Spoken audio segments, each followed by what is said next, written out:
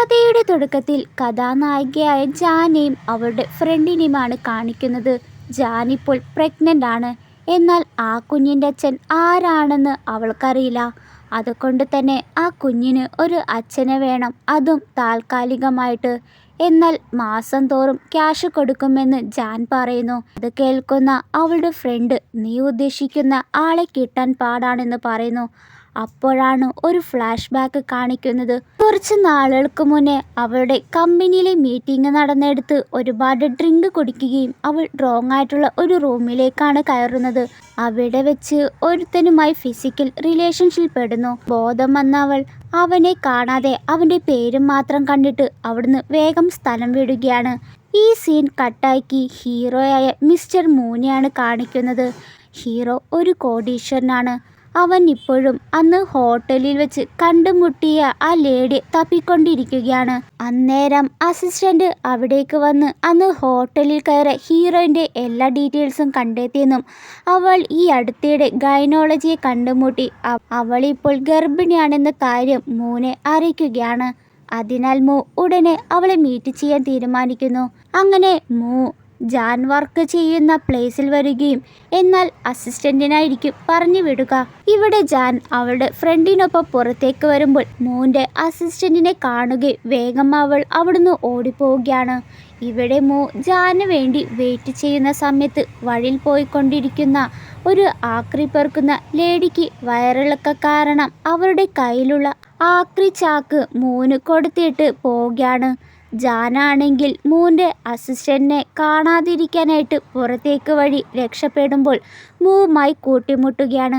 മൂ താഴെ വീഴുകയാണ്. വേഗം തന്നെ അവൾ മൂനെ എഴുന്നേൽപ്പിക്കുകയും അന്നേരം മൂൻ്റെ അസിസ്റ്റന്റ് കണ്ടുപിടിക്കുമെന്ന് കരുതി മൂൻ്റെ പിന്നിൽ ഒളിക്കുകയാണ്. അസിസ്റ്റന്റിനെ കണ്ടാണ് ഇവൾ ഒളിക്കുന്നെന്ന് കരുതി പിന്നാലെ മൂ അവൻ്റെ കൈ കാണിച്ച് അസിസ്റ്റന്റിനോട് അവിടുന്ന് മാറാനായി പറയുകയാണ്.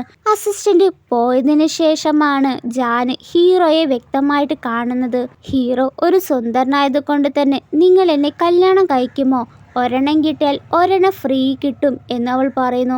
അവന് ഒന്നും തന്നെ മനസ്സിലാവുന്നില്ല. അവനാണ് എൻ്റെ കുഞ്ഞിൻ്റെ അച്ഛൻ. അവനെ പേടിച്ചിട്ടാണ് ഞാൻ ഇറങ്ങി ഓടിയത്. അപ്പോൾ നീ എന്തിനാണ് അവനിൽ നിന്ന് പേടിക്കുന്നതെന്ന് ഹീറോ ചോദിക്കുമ്പോൾ എനിക്ക് ഈ പണക്കാരനെ ഒട്ടും ഇഷ്ടമല്ല. എനിക്ക് നിങ്ങളെപ്പോലുള്ള ഒരാളെയാണ് ഇഷ്ടം, അതും ആക്രി പറക്കുന്ന നിങ്ങളെ. നിങ്ങൾക്ക് മാസം ഞാൻ എത്ര തരണം എന്നവൾ ചോദിക്കുമ്പോൾ മതിയെന്ന് പറഞ്ഞ് അവൻ കൈ കാണിക്കുമ്പോൾ അവൾ കരുതും ഹീറോ $5000 വേണമെന്ന് കരുതി അതിന് സമ്മതിക്കുന്നു. എന്നെ കല്യാണം കഴിച്ചാൽ എൻ്റെ കുഞ്ഞിൻ്റെ അച്ഛനാകുമോ എന്ന് ചോദിക്കുന്നു. എന്നാൽ ഹീറോ ഒന്നും പറയാത്തതിനാൽ വേഗം പറ, നിങ്ങൾ നോ പറഞ്ഞിട്ട് വേണം വേറെ ആളെ തപ്പാനെന്ന് പറഞ്ഞ് അവൾ പോകുമ്പോൾ തൻ്റെ കുഞ്ഞെന്തിനാണ് വല്ലോരെ അച്ഛാന്ന് വിളിക്കണം, എൻ്റെ കുഞ്ഞ് എന്നെ തന്നെയല്ലേ അച്ഛാന്ന് വിളിക്കേണ്ടതെന്ന് വിചാരിച്ച് ഹീറോ സമ്മതിക്കുകയാണ്. വേഗം തന്നെ അവൾ അവനെയും കൂട്ടി വിവാഹം രജിസ്റ്റർ ചെയ്യുന്നു. പിറ്റേന്ന് ഹീറോയുടെ അസിസ്റ്റന്റ് ജാൻ്റെ മെഡിക്കൽ റിപ്പോർട്ട്സ് കളക്ട് ചെയ്ത് ഹീറോയുടെ കുഞ്ഞാണ് ജാൻ്റെ വയറ്റിൽ വളരുന്നതെന്ന കാര്യം ഹീറോയുടെ പാരൻസിനോട് പറയുന്നു. അത് കേൾക്കുന്നവർക്ക് ഒരുപാട് സന്തോഷമാവുകയും വേഗം അവളെ വീട്ടിലേക്ക് കൊണ്ടുവരണം എന്ന് പറയുന്നു. അത് കേൾക്കുന്ന ഹീറോ അതൊന്നും നടക്കില്ല, അവൾക്ക് പണക്കാരനെ ഒട്ടും ഇഷ്ടമല്ല, ഞാനൊരു ആക്രി പെറുക്കുന്ന ആളാണെന്ന് കരുതിയിട്ടാണ് വിവാഹം കഴിച്ചതെന്ന് പറയുമ്പോഴാണ് അസിസ്റ്റന്റ് അവളുടെ ബാക്ക്ഗ്രൗണ്ട് അവരോട് പറയുന്നത്. അവളുടെ അമ്മ ഒരു കോടീശ്വരിയായിരുന്നു. അച്ഛൻ്റെ കമ്പനി സക്സസ് ആവാൻ വേണ്ടി അമ്മയാണ് സഹായിച്ചത്. എന്നാൽ അവളുടെ അച്ഛൻ അമ്മയെ ചതിച്ച് വേറൊരു ലേഡി വിവാഹം ചെയ്തു. ആ വാർത്ത അറിഞ്ഞ അവളുടെ അമ്മ മരിക്കുകയാണ് ഉണ്ടായത്. അങ്ങനെയൊക്കെ സംഭവിച്ചതിലായിരിക്കും അവൾ പണക്കാരനെ ഇഷ്ടമല്ലാത്തത്. അതിനാൽ ഹീറോ പണക്കാരനല്ല എന്നുള്ള സത്യം മറച്ചു വയ്ക്കാനായി അവർ തീരുമാനിക്കുന്നു. അതും അവൾ ഇപ്പോൾ ഗർഭിണിയായിരിക്കുന്ന സമയത്ത് കുഞ്ഞ് ജനിക്കുന്നവരെ നമുക്ക് നോക്കാം എന്ന് പറയുന്നു. ഇവിടെ ജാനാണെങ്കിൽ താനൊരു പാവപ്പെട്ടവനെയാണ് വിവാഹം ചെയ്തെന്നുള്ള കാര്യം പറഞ്ഞ് വിവാഹ രജിസ്ട്രേഷൻ ഫ്രണ്ടിനെ കാണിക്കുമ്പോഴാണ് അവളെ തേടി നടക്കുന്ന മിസ്റ്റർ മൂനെയാണ് നീ വിവാഹം കഴിച്ചതെന്ന് അവളോട് ചോദിക്കുന്നു. ആ ഒരു കാര്യം സംസാരിക്കാനായി പിറ്റേന്ന് അവൾ ഹീറോയെ കാണാനായി പോവുകയാണ്. എന്നാൽ ഹീറോ ഒരു ലക്ഷറി ആയിട്ടുള്ള കാറിൽ നിന്ന് ഇറങ്ങുന്നത് ജാൻ കാണുകയും നിങ്ങളാണോ മൂ ഗ്രൂപ്പിൻ്റെ പ്രസിഡന്റ് എന്ന് ചോദിക്കുന്നു. ആ സമയത്ത് ഹീറോയുടെ പാരൻസ് ഈയൊരു കാഴ്ച കാണുകയും വേഗം അവർ വേഷം മാറി അവൾക്ക് മുന്നിലെത്തുകയാണ്. അവരെ കണ്ടതും ജാൻ, നിങ്ങൾ ഇവിടെയാണോ വർക്ക് ചെയ്യുന്നത്? ഞാൻ ക്ലീനറും അച്ഛൻ ആക്രി പെറുക്കുന്നതാണ് ജോലി എന്ന് അമ്മ പറയുകയാണ്. തങ്ങൾ കോടീശ്വരനാണെന്ന് ജാൻ അറിഞ്ഞാൽ പിന്നെ അവൾ അവനെ വിട്ടുപോകുമെന്ന് അറിഞ്ഞുകൊണ്ട് തന്നെ സിഒ മൂ ഞങ്ങളുടെ അടുത്ത ബന്ധുവാണ്. അതുകൊണ്ട് എൻ്റെ മകന് മൂ എന്ന് പേരാണിട്ടത്. അവനെ സിഒ ആയി കാണാൻ ആഗ്രഹമുള്ളത് കൊണ്ടാണ് മൂൻ്റെ കാറിൽ കയറ്റത് എന്ന് തള്ളു പറയുമ്പോൾ ഹീറോ തന്നെ ഞെട്ടുകയാണ്. ഇതെല്ലാം കേട്ട ജാൻ തെറ്റിദ്ധരിച്ചെന്നും അവരോട് താൻ ഗർഭിണിയാണ്, എന്നാൽ ഇത് ഹീറോയുടെ കുഞ്ഞല്ലെന്ന് പറയുന്നു. ഹീറോയുടെ പാരൻസിന് സത്യം അറിയാവുന്നതുകൊണ്ട് തന്നെ അതത്ര വലിയ കാര്യമായിട്ട് എടുത്തില്ല. ശേഷം ജാൻ മൂനെ വേണ്ടി ബ്രാൻഡഡ് ആയിട്ടുള്ള ഷോപ്പിൽ കയറുന്നു. എന്നാൽ ആ ഷോപ്പ് ഹീറോയുടെ തന്നെയാണ്. അവിടെ വെച്ച് അവളുടെ സ്റ്റെപ്പ് സിസ്റ്ററും അവളുടെ ബോയ് ഫ്രണ്ടിനെ കാണുന്നു. ജാൻ്റെ ഭർത്താവ് പാപ്പരാണെന്ന് കരുതി അവളുടെ ബോയ് ഫ്രണ്ടിനെ വെച്ച് അവൻ്റെ കാർഡ് കാണിച്ച് ഇവരെ പുറത്താക്കിയാൽ മാത്രമേ ഞാൻ ഇവിടുന്ന് ഡ്രസ്സെല്ലാം വാങ്ങുകയുള്ളൂ എന്ന് പറയുന്നു. ഹീറോയുടെ കടയാണല്ലോ. സ്റ്റാഫ് വന്ന് ഞങ്ങളുടെ കസ്റ്റമറെ പുറത്താക്കാൻ പറ്റില്ല എന്ന് പറയുമ്പോൾ അവർ ചമ്മി നാറുകയാണ്. അന്ന് രാത്രി ഹീറോ ജാൻ്റെ വീട്ടിലായിരിക്കും താമസിക്കുക. അപ്പോൾ അവൻ്റെ അമ്മ വിളിച്ച് അവളുടെ അടുത്തേക്കൊന്നും പോകരുത്, ഈ സമയത്ത് അവൾക്ക് ഹോർമോൺ ചേഞ്ചസ് വരാം, നീ വേണം നിന്നെ കൺട്രോൾ ചെയ്യാൻ എന്ന് പറഞ്ഞ് അമ്മ കോള് കട്ട് ചെയ്യുന്നു. അന്നേരം അവൾ കുളി കഴിഞ്ഞ് വരുമ്പോൾ ഹീറോയുടെ മൊത്തം കൺട്രോൾ പോവുകയാണ്. പിറ്റേന്ന് ഹീറോയുടെ കമ്പനിയിൽ അസിസ്റ്റന്റ് സ്റ്റാഫിനെല്ലാവരെയും വിളിച്ച് ഹീറോയെക്കുറിച്ച് ആരെങ്കിലും ചോദിച്ചാൽ എബ്രോഡിൽ പോയിരിക്കുകയാണ്, വരാൻ വൈകുമെന്ന് പറഞ്ഞ് പഠിപ്പിക്കുന്നു. ഇവിടെ ഹീറോയെ വളയ്ക്കാൻ നോക്കുന്ന യാവോ ഹീറോ എബ്രോഡിലുണ്ട് എന്നറിഞ്ഞ് അവൻ്റെ അടുത്തേക്ക് പോവുകയാണ്. ഹീറോയ്ക്ക് ഒപ്പം ഉണ്ടായാൽ അവരുടെ റിലേഷൻഷിപ്പിൽ മാറ്റമുണ്ടാകും എന്ന് കരുതിയിട്ടാണ് യാവോ പോകുന്നത് തന്നെ. യാവോ പോയതിനു ശേഷം പിന്നാലെ ജാനും ഹീറോ അവൻ്റെ കമ്പനിയിലേക്ക് വന്ന് മൂനെ അന്വേഷിക്കുകയാണ്. മൂ എബ്രോഡിലാണ്, വരാൻ 7 ദിവസം കഴിയുമെന്ന് ഹീറോയുടെ അസിസ്റ്റന്റ് പറയുകയാണ്. അന്നേരം അവിടെ ഹീറോയുടെ ഫോട്ടോ കമ്പനിയിലുള്ളത് ജാൻ കാണുന്നു. എന്തിനാണ് നിന്റെ ഫോട്ടോ അവിടെ വച്ചെന്ന് ചോദിക്കുന്നു. എന്താണ് പറയേണ്ടതെന്ന് അറിയാതെ നിൽക്കുമ്പോൾ പെട്ടെന്ന് ഹീറോ മൂൻ്റെ മേൽ ഒരു ട്രക്ക് വീണു പോയപ്പോൾ ഞാനാണ് രക്ഷിച്ചത്, അപ്പോൾ അന്ന് എടുത്ത ഫോട്ടോ ആണെന്ന് പറഞ്ഞ് രക്ഷപ്പെടുന്നു. ശേഷം ഹീറോ പ്രഗ്നൻ്റ് ആയ ടൈമിൽ അവളോട് റെസ്റ്റ് എടുക്കാനായി പറയുന്നു. എന്നാൽ ജാൻ അതിന് സമ്മതിക്കുന്നില്ല. ഞാൻ വർക്ക് ചെയ്തില്ലെങ്കിൽ ഭക്ഷണം കിട്ടില്ല, ഞാൻ വർക്ക് ചെയ്യാതിരുന്നാൽ നമ്മുടെ കാര്യം ആര് നോക്കും, എൻ്റെ കുഞ്ഞിനെ ആര് നോക്കും, കമ്പനിയിൽ കോമ്പറ്റീഷനാണ് വരുന്നത്. അത് കേൾക്കുന്ന ഹീറോ ഞാൻ നിന്നെ നോക്കിക്കോളാം, എന്തെങ്കിലും ആവശ്യമുണ്ടെങ്കിൽ ഹെൽപ്പ് ചെയ്യാമെന്ന് പറയുന്നു. എന്നാൽ ജാൻ നിന്നെ കൊണ്ട് ഒന്നിനും പറ്റില്ല, കോടീശ്വരനായ സിയുടെ പേരുണ്ടെന്ന് കരുതി എല്ലാം സാധിച്ചെടുക്കാനെന്ന് പറ്റണമെന്നില്ല, ഓരോരുത്തരുടെ ജീവിത വ്യത്യാസമാണ്, അതുകൊണ്ട് വേഗം ഒരു ജോലി കണ്ടെത്താനായി പറയുകയാണ്. അതിനാൽ ഹീറോ ജാൻ്റെ ഓവർ ടൈം കുറയ്ക്കാനും അവൻ്റെ കുഞ്ഞിനെ ഓർത്തിട്ട് ജാൻ്റെ കമ്പനിയിൽ അവളുടെ അസിസ്റ്റൻ്റായിട്ട് കയറുന്നു. അതിനാൽ ഹീറോയുടെ കമ്പനി അസിസ്റ്റൻ്റ് ഏൽപ്പിക്കുകയാണ്. ഇവിടെ ജാൻ്റെ കമ്പനിയിലാണെങ്കിൽ അവളുടെ സ്റ്റെപ്പ് സിസ്റ്റർ ജാൻ്റെ പ്രൊജക്റ്റ് അവൾ കൈക്കലാക്കിയിരിക്കുന്നുള്ള കാര്യം പറഞ്ഞ് ജാനും അവളുടെ സ്റ്റെപ്പ് സിസ്റ്ററും വഴക്കുണ്ടാക്കുകയും അതിനിടയിൽ ഹീറോ വന്ന് ഇടപെടുകയാണ്. അപ്പോഴാണ് ജാൻ അറിയുന്നത് ജാൻ്റെ കാര്യങ്ങളെല്ലാം നോക്കാനായിട്ട് പുതിയതായിട്ട് നിയമിച്ച അസിസ്റ്റൻ്റാണ് ഹീറോ എന്ന്. അപ്പോൾ അവൾ നിങ്ങൾ എന്തിനാണ് എന്നെ ഹെൽപ്പ് ചെയ്യുന്നതെന്ന് ചോദിക്കുമ്പോൾ നീ എനിക്ക് 5000 മാസം തോറും തരുന്നതല്ലേ, ഇതെങ്കിലും ഞാൻ ചെയ്യേണ്ടെന്ന് പറയുന്നു. അതുകൊണ്ട് അവൾക്ക് വേണ്ട പേപ്പേഴ്സ് എല്ലാം എടുത്തുകൊണ്ട് വരാനായി പറയുകയാണ്. അപ്പോൾ അവളുടെ അച്ഛൻ വിളിച്ച് ഇന്ന് കാണണമെന്ന് പറയുന്നു.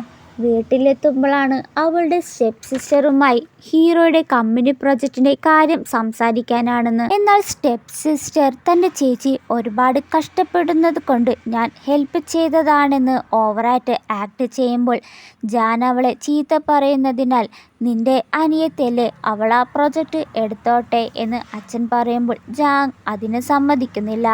അതൊരു വലിയ പ്രൊജക്റ്റ് ആയതിനാൽ അച്ഛന് ആ ഒരു പ്രൊജക്റ്റ് ജാന് കൊടുക്കാൻ തന്നെ താല്പര്യമില്ല. അതും അവൾ പ്രഗ്നൻ്റ് ആയിരിക്കുന്ന സമയത്ത് കമ്പനിയുടെ റെപ്യൂട്ടേഷൻ തന്നെ ബാധിക്കുമെന്ന് പറയുമ്പോൾ, എൻ്റെ അമ്മയെ പ്രഗ്നൻ്റ് ആയപ്പോൾ നിങ്ങൾ എൻ്റെ അമ്മയെ ചതിച്ചു, വേറൊരു ലേഡിയെ പ്രഗ്നൻ്റ് ആക്കി, ഇത് റെപ്യൂട്ടേഷനെ ബാധിക്കില്ലെന്ന് അച്ഛനെ അപമാനിച്ചതിനാൽ അച്ഛൻ അവൾക്കൊരടി കൊടുത്തിട്ട് ഇനി ഇവിടെ വരരുത് എന്ന് താക്കീത് നൽകുന്നു. ഇക്കാര്യം ഹീറോ അറിയുകയും ഉടനെ ഹീറോ ജാൻ്റെ അച്ഛനെ കണ്ടുമുട്ടി ഹീറോയുടെ പ്രൊജക്റ്റ് മൂത്തവളായ ജാങ്ങിന് ഏൽപ്പിക്കാൻ പറയുന്നു. ഏൽപ്പിച്ചില്ലെങ്കിൽ ആ പ്രൊജക്റ്റ് അങ്ങ് മറന്നേക്ക് എന്ന് പറയുന്നു. കാരണം ജാൻ്റെ അച്ഛൻ്റെ കമ്പനിയിൽ കിട്ടിയ ഏറ്റവും വലിയ പ്രൊജക്റ്റാണ് ഹീറോയുടെ കമ്പനി നൽകിയിരിക്കുന്നത്.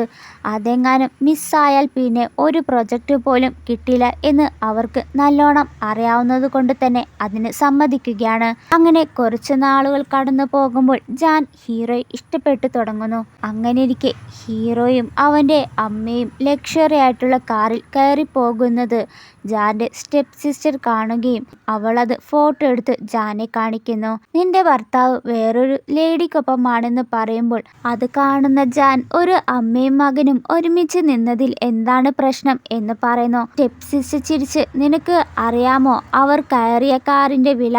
നിന്നെ അവർ എന്തെങ്കിലും പറഞ്ഞ് പറ്റിച്ച് കാണും എന്ന് പറയുന്നു. ജാൻ അത് അത്ര വലിയ കാര്യമായിട്ട് എടുത്തില്ലെങ്കിലും അവൻ്റെ അമ്മ അത്ര വലിയ ലക്ഷറി കാറിൽ കയറിപ്പോകുന്ന ഫോട്ടോ കണ്ടതിനാൽ ഹീറോയോട് നിങ്ങളും നിങ്ങളുടെ അമ്മയും എവിടെയാണ് പോയതെന്ന് ചോദിക്കുന്നു. കുറച്ചു നേരം നടന്ന് കുറച്ച് സാധനങ്ങൾ വാങ്ങാനുണ്ടായി എന്ന് ഹീറോ പറയുമ്പോൾ അവൾ അടുക്കളയിൽ നിന്ന് കിട്ടിയ പുതിയ ബാഗ് കാണിക്കുന്നു. അത് സത്യത്തിൽ അവൾക്ക് വേണ്ടിയാണ് ഹീറോ വാങ്ങിച്ചത്, അതും ലക്ഷറി ആയിട്ടുള്ള ബാഗ്. എന്നാൽ സത്യം അവളോട് പറയാൻ പറ്റാത്തതുകൊണ്ട് തന്നെ രക്ഷപ്പെടാനായി ആക്രി പറക്കുന്നിടയിൽ കിട്ടിയതാണെന്ന് പറയുന്നു. ഹീറോ എന്തോ ഒളിക്കുന്നുണ്ടെന്ന് അവൾക്ക് മനസ്സിലാവുകയും പിറ്റേ ദിവസം അത് ചോദിക്കാനായി ഹീറോയുടെ അടുത്തേക്ക് പോകുന്നു. അപ്പോൾ അവിടെ വെച്ച് മെഡിക്കൽ ബുക്ക് കാണുകയാണ്. അതിനാൽ അവന് മാരകമായ ഒരു അസുഖമുണ്ട്, അതായിരിക്കും മറിക്കുന്നതാണെന്ന് കരുതി ഇവൾ ഹീറോയെ ഒരുപാട് കെയർ ചെയ്യുകയാണ്. എന്നാൽ ആ കെയർ ഒന്നും തന്നെ അവന് ഒട്ടും ഇഷ്ടപ്പെടുന്നില്ല. ഇവിടെ ഹീറോയെ വളയ്ക്കാൻ നോക്കുന്ന യാവോ ഹീറോയുടെ വിവാഹം കഴിഞ്ഞു, അവളിപ്പോൾ പ്രഗ്നൻ്റ് ആണെന്നും എന്നാൽ ഹീറോയുടെ ഐഡന്റിറ്റി മറച്ചു വെച്ചാണ് അവൾക്കൊപ്പം താമസിക്കുന്നെന്ന് പറയുന്നു. അതിനാൽ യാവോ ജാന് പണി കൊടുക്കാനായി ജാൻ്റെ സ്റ്റെപ്പ് സിസ്റ്ററിനെ മീറ്റ് ചെയ്യുന്നു. അങ്ങനെ പിറ്റേ ദിവസം കമ്പനിയുടെ പ്രസ് കോൺഫറൻസിൽ ജാനെ തട്ടിക്കൊണ്ടുപോയി അവളുടെ കുഞ്ഞിനെ ഇല്ലാതാക്കുകയാണ്. എന്നാൽ കറക്റ്റ് ടൈമിൽ ഹീറോ വന്നതിനാൽ അവൾ രക്ഷപ്പെടുന്നു. ജാനെ കിഡ്നാപ്പ് ചെയ്തതിൻ്റെ പിന്നിൽ അവളുടെ സ്റ്റെപ്പ് സിസ്റ്റർ ആണെന്ന് ഹീറോ കണ്ടെത്തുകയും അവരുടെ കമ്പനിയിലേക്കുള്ള ഹീറോയുടെ കമ്പനി പ്രൊജക്റ്റ് എല്ലാം ക്യാൻസൽ ചെയ്യുന്നു. അന്നേരമാണ് ഹീറോ ഗ്രൂപ്പ് കമ്പനിയുടെ CEO ആണെന്നും ജാൻ്റെ അച്ഛൻ തിരിച്ചറിയുന്നത്. ശേഷം hero step sister Jane kidnap ചെയ്തതിൽ പോലീസിനെ ഏൽപ്പിക്കുമെന്ന് ഭീഷണിപ്പെടുത്തുമ്പോൾ, ഞാനല്ല, ഒരു ലേഡിയാണ് ഇതിന് പിന്നിൽ, അവരാണ് ഇതെല്ലാം ചെയ്തതെന്ന് പറയുന്നു. അങ്ങനെ കുറച്ച് നാളുകൾക്ക് ശേഷം ഹീറോ സത്യങ്ങളെല്ലാം തുറന്നു പറയാനായി ഒരുങ്ങുമ്പോൾ അവളെ കാണുമ്പോൾ സത്യം പറയാനേ പറ്റുന്നില്ല. അങ്ങനെ ജാനെ കിഡ്നാപ്പ് ചെയ്യാനുള്ള പ്ലാനെല്ലാം ഒരുക്കിയത് യാവോ ആണെന്ന് കണ്ടെത്തുകയും അവളെ പിടിച്ച് ചോദ്യം ചെയ്യുമ്പോൾ 10 വർഷമായി യാവോ ഹീറോ ഇഷ്ടപ്പെടാൻ തുടങ്ങിയിട്ട് ഹീറോയെ മറ്റൊരാൾ സ്വന്തമാക്കുന്നത് ഇഷ്ടമല്ലാത്തതിലാണ് അവൾ ജാനെ കിഡ്നാപ്പ് ചെയ്തത് എന്ന് പറഞ്ഞു നിൽക്കവേ ഹീറോയുടെ ഓഫീസിലേക്ക് അപ്രതീക്ഷിതമായി ജാൻ വരികയും സത്യങ്ങളെല്ലാം അറിയുകയാണ്. ഗ്രൂപ്പ് കമ്പനിയുടെ CEO ഹീറോയാണെന്ന്. എന്നാൽ കുഞ്ഞിനെ ഓർത്തിട്ടായിരുന്നു ഹീറോ അവൾക്കൊപ്പം നിന്നത്. എന്നാൽ ദിവസങ്ങൾ പോകെ അവളോടുള്ള ഇഷ്ടം കൂടിയാണ് വന്നതെന്ന് പറയുമ്പോൾ, പിന്നെ എന്തിനാണ് എന്നിൽ നിന്ന് മറിച്ച് ഫേക്കായ ഐഡന്റിറ്റിയിൽ എൻ്റെ ഒപ്പം കഴിഞ്ഞത്? കുഞ്ഞ് ജനിച്ച ശേഷം നിങ്ങളുടെ യഥാർത്ഥ സ്വഭാവം കാണിക്കാൻ കൂടിയാണോ കൂടെ ഉണ്ടായതെന്ന് ജാൻ പറയുന്നു.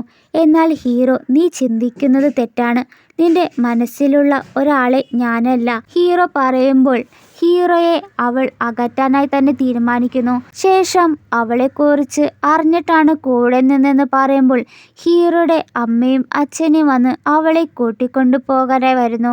എന്നാൽ അവൾക്ക് ഒന്ന് ചിന്തിക്കണം എന്ന് പറയുകയാണ്. ഹീറോയെ കിട്ടാത്ത പക്ഷം ജാനോടുള്ള ദേഷ്യം കാരണം ഹീറോയെ കത്തികൊണ്ട് കൊത്തുകയാണ്. ആ ഒരു റീസൺ കാരണം ജാൻ ഹീറോയുമായി കൂടുതൽ അടുക്കുകയും അങ്ങനെ മാസങ്ങൾക്ക് ശേഷം ഹീറോയ്ക്ക് 2 ഇരട്ട കുട്ടികൾ ജനിക്കുകയാണ്. വീഡിയോ ഇഷ്ടപ്പെട്ടെങ്കിൽ ലൈക്ക് ചെയ്യുക.